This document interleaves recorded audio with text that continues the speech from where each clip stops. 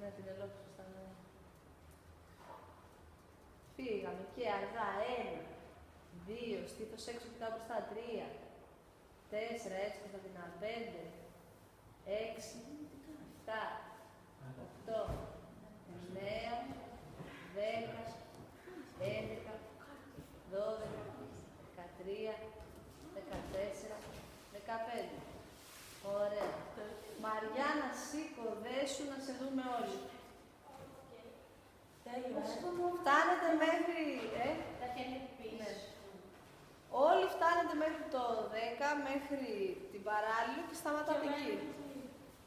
Εντάξει, είναι ένα σημείο που είναι να το μάθουμε. Δεν είναι ότι βγαίνει άνετα, απλά δυσκολάει η άσκηση της. Εγώ μπορώ στο ένα σημείο που δεν καταλαβαίνω. Τώρα θα το δεις ξεκάθαρα. Δεν παίζει τι το κάνει. Και θα το συζητήσουμε.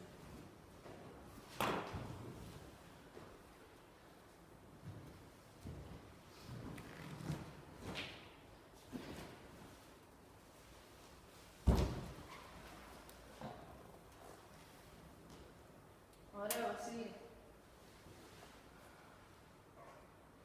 Έτοιμοι. Πάμε, Μαριάννα. Και 1, 2, 3, 4. Τα πανιά έχουν μείνει ψηλά. 5, 6, 7. Πας πολύ γρήγορα. 8, 9,